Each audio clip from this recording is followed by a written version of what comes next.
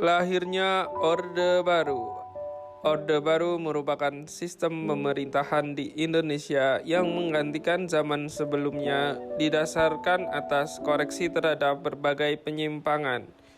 Lahir Orde Baru diawali dikeluarkannya Surat Perintah 11 Maret 1966 atau Super Semar oleh Presiden Soekarno kepada Lejen Soeharto.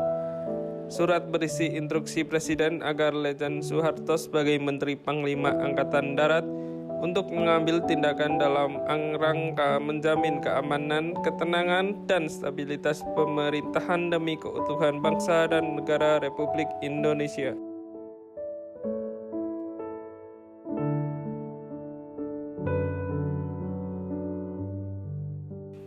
Stabilitas politik Indonesia pada masa Orde Baru. Langkah pertama yang dilakukan pemerintah yaitu membuat kebijakan luar negeri aktif, yang dimana politik luar negeri Indonesia tidak condong ke blok manapun. Untuk mewujudkan kebijakan luar negeri aktif ini, pemerintah menerapkan 3 upaya, yaitu yang pertama mengakhiri konfrontasi Indonesia dengan Malaysia, kemudian kembali menjadi anggota PBB, dan memprakarsai pembentukan ASEAN. Langkah selanjutnya yaitu pemerintah membuat kebijakan politik dalam negeri, yang dimana isi konsep kebijakan tersebut yaitu yang pertama melaksanakan pemilu, yang kedua kebijakan fusi partai, dan yang ketiga penyeragaman ideologi Pancasila. Stabilisasi politik pada masa Orde Baru membentuk 3 bentuk penyimpangan, antara lain aksi Tritura, kemudian Surat Perintah 11 Maret atau Super Semar, kemudian dualisme kepemimpinan.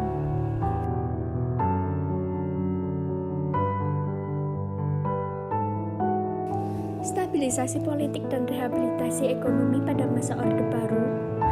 Dalam melaksanakan rehabilitasi dan stabilisasi politik ekonomi, pemerintah Orde Baru di bawah pimpinan Soeharto menggunakan suatu pendekatan yang dikenal dengan pendekatan keamanan atau security approach, termasuk di dalamnya desoekarnoisasi dan depolitisasi kekuatan-kekuatan organisasi sosial politik atau Orsospol yang dinilai akan merongrong kewibawaan pemerintah. Seiring dengan itu, dibentuk lembaga-lembaga stabilisasi seperti Komkamtib pada 1 November 1965, Dewan Stabilisasi Ekonomi Nasional pada 11 Agustus 1966, dan Dewan Pertahanan Keamanan Nasional, yaitu pada 1 Agustus 1970.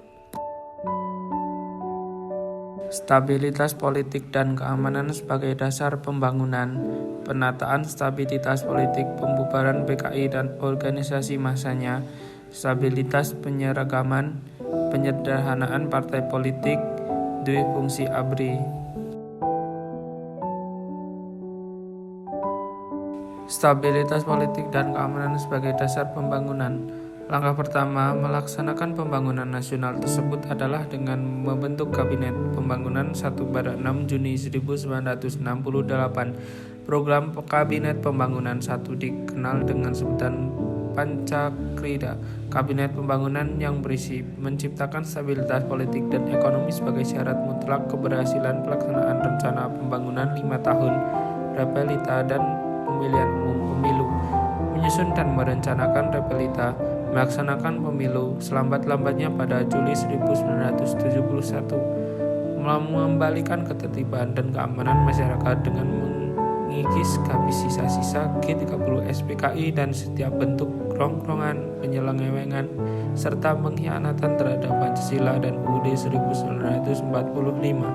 Melanjutkan penyempurnaan dan pembersihan secara menyeluruh aparatur negara baik di pusat maupun di daerah dari unsur-unsur komunisme.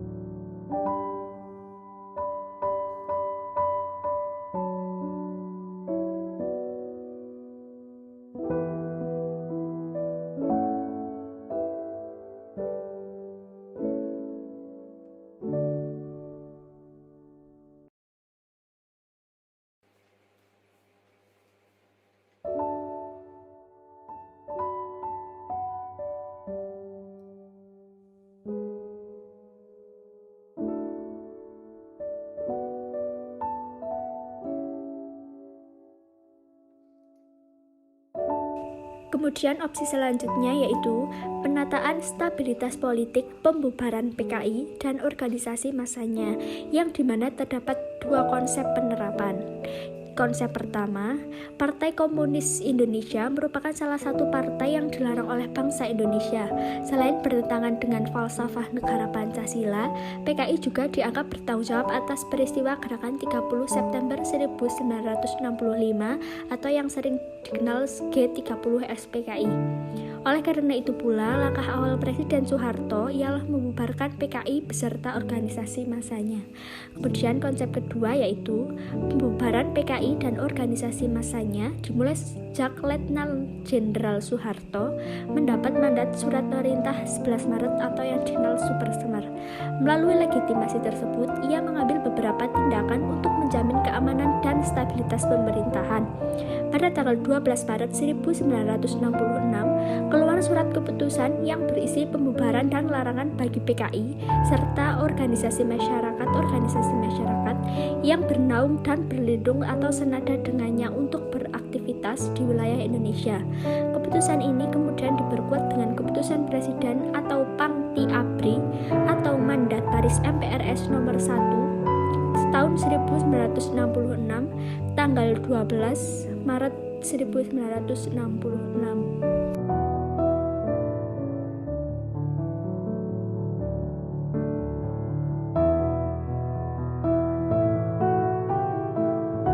Selanjutnya yaitu stabilisasi penyeragaman.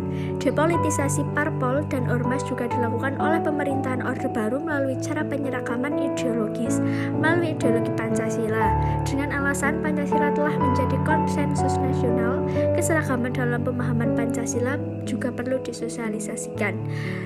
Soeharto dalam pidatonya menjelang pembukaan Kongres Nasional Pramuka pada 12 Agustus 1976 di Jakarta, Presiden Soeharto menyerukan pada seluruh rakyat agar berikrar pada diri sendiri, mewujudkan Pancasila dan mengajukan Eka Prasetya bagi ikrar tersebut. Presiden kemudian mengajukan draft P4 ini kepada MPR. Akhirnya, pada 21 Maret 1978, rancangan P4 dipisahkan menjadi TAP MPR nomor 2 /MPR /1978. Setelah disahkan MPR, pemerintah membentuk Komisi Penasihat Presiden mengenai P4 yang dipimpin oleh Dr. Roslan Abdul Ghani. Sebagai badan pelaksananya, dibentuk Badan Pembinaan Pendidikan Pelaksana P4 atau BP7 yang berkedudukan di Jakarta. Tugasnya adalah untuk mengkoordinasi pelaksanaan program penataan P4 yang dilaksanakan pada tingkat nasional dan regional. Penyederhanaan partai politik. Penyederhanaan atau penggabungan fusi partai pada tahun 1973 merupakan kebijakan Presiden Soeharto untuk menciptakan stabilitas politik, kehidupan berbangsa dan bernegara. Kebijakan ini dianggap menjadi syarat utama dalam mencapai pembangunan ekonomi Indonesia. Mengapa demikian? Orde Baru diharapkan tidak lagi berorientasi pada ideologi serta politik, tetapi pada program ekonomi. Menurut pemerintahan Orde Baru, tidak stabilnya politik yang terjadi pada masa sebelumnya Orde Lama disebabkan oleh sistem kepartaian. Diketahui juga sistem politik saat itu sangatlah banyak, sehingga menimbulkan banyak ideologi dan sekaligus kepentingan.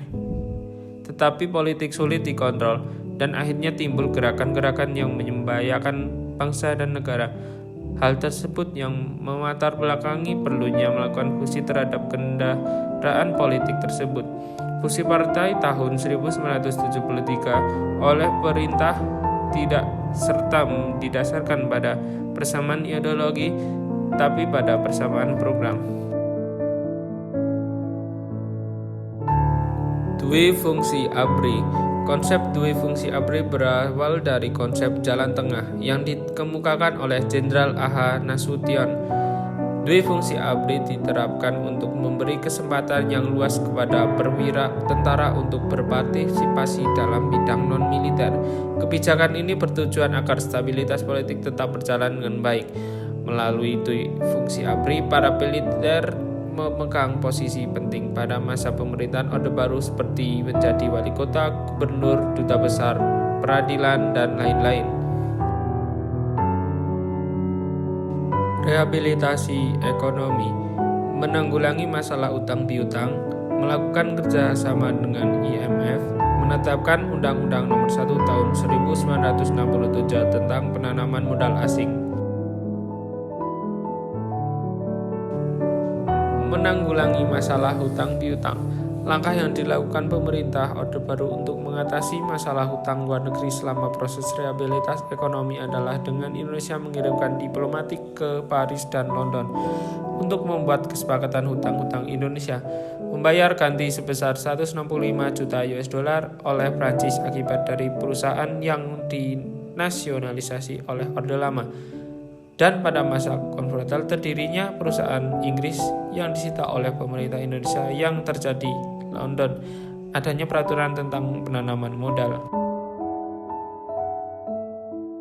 Melakukan kerjasama dengan IMF untuk melakukan pinjaman uang dan juga memulihkan stabilitas ekonomi Indonesia, di mana pada saat itu negara-negara Asia mengalami krisis keuangan terburuk termasuk Indonesia, sehingga dibutuhkan bantuan dari IMF.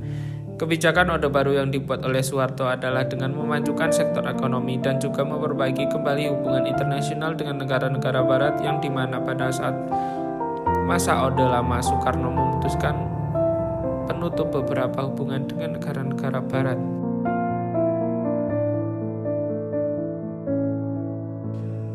Menetapkan Undang-Undang Nomor 1 Tahun 1967 tentang penanaman modal asing. Setelah disahkannya UUD PMA pada tanggal 5 April 1967 dilakukannya penandatangan kontrak karya penanaman modal asing yang pertama kalinya, yaitu antara Freeport Shipbuilding Company milik Amerika dengan pemerintah Indonesia. Tercatat juga dalam kurun waktu antara tahun 1967 sampai 1972 setidaknya terdapat 16 perusahaan pertambangan luar negeri yang melakukan kontrak karya.